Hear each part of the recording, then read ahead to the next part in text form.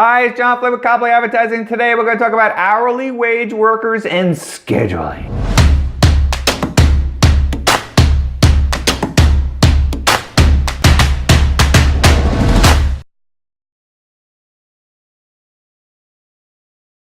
Hourly wage workers and scheduling. One of the big ones for hourly wage workers is scheduling. Don't blame them, right? You want to wake up in the morning and know where you're going to be. Busy. You got childcare, you got doctor's appointments, you got a whole bunch of stuff. So, theoretically, hourly wage workers want a week in advance for major changes to the schedule. Doesn't seem so much to ask for. But usually they get about 24 hours. Well, that's not so nice. And, you know, some of this is a big system problem because somebody quits or gets fired and you got to fill a shift. But, you know, that doesn't happen every day. So, I mean, you could figure things out, and try to give somebody, you know, you work Tuesday, Thursday, Sundays. You know, do it that way, you know, see how it goes, you know.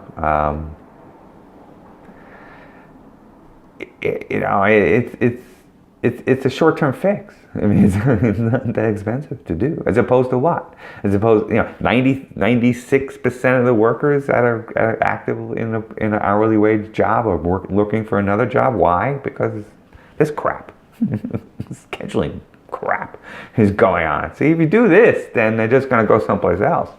Even if it's the same situation, it might be better, but now they're mad at you and they don't want to be there anymore. So, what do you got to do? You have to go hire somebody, you know, hopefully you don't use that horrible Indeed.dumb or that career blunder, you know, it's awful. Don't do that. And, you know, you bring somebody in, you got to interview them, you got to pray they're going to work out, you got to train them, and then go through the same crap the other worker went through. That sounds like insanity. You're doing the same thing over and over. So it's one of those easy fixes. Not easy, but I mean, you should try to make it more stable and understand that that's what the people want. They want like a week in advance and not a day in advance. But it's totally dismissive. You know, think of it emotionally. You know, it's like, you know, oh yeah, I don't care about your life, your petty little life. You're working tomorrow.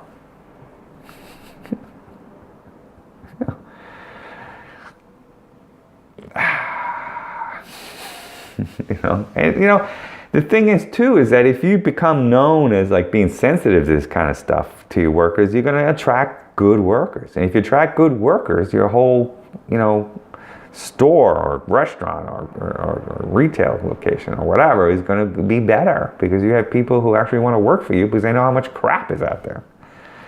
See, by doing this stuff, you're actually helping yourself, not hurting yourself. You know, people don't understand. You know, is that, you know, by treating people well and listening to what their needs are, you know, I would say the vast majority of needs by workers is not money. I mean, money is important, you know, and they're going to work for money. But I mean, a lot of the other problems that they have you could fix are not money driven. You know, I mean, if you have set hours, if you have a promotional track where they can get more hours because 76% of the workers would like a full-time job, if you offer like group health insurance, if you're a corporation, like, you know, whatever, casual dining place, and then you have a group insurance plan they could plug into, you know, that's huge. You know, and things like that are, you know, are relatively intangibles that, you know, you could make your you know, workers happier, and then you make your workers happier, then you know, they're going to hang around, and you know, you're going to have a stable environment of people who kind of want to be there. You know, let's not go crazy, but they kind of want to be there. So you have to think of it a little differently. This is what this whole thing. This is the whole thing of our program. Is that, you know, from the beginning, you know, what we do is that, you know, we take and we geofence an area where your store is, and then we geofence other other locations like yours, and then do the DMA around the town or city you're in, and then we could drill down by certain demographics that we found using with other companies looking for hourly workers seem to be, a target, at least to start out with. And then we put ads, video ads, and ads in mobile tag smartphones. And then they see it, and then if they see the ad, we put their ID in an impression folder, and if they click on the ad, we'll take it and put it in a retargeting folder, and then we drive them to a landing page with a Facebook pixel, so we capture their Facebook ID. So we got 3 ways we've captured their ID for retargeting, which is very important because the retargeting programs are anywhere from 2x to 16x click rate over the regular programs.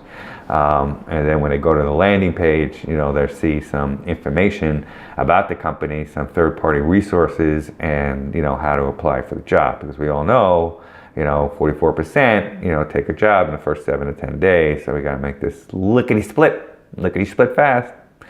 But then we have all their information that we could retarget over and over and over again.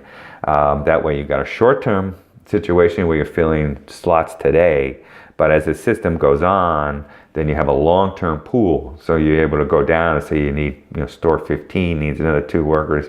You could go down, because we break it out by store. You can go down to that retargeting pool for that particular store, send a message out, we need workers, get responses and get them on board as quickly as possible.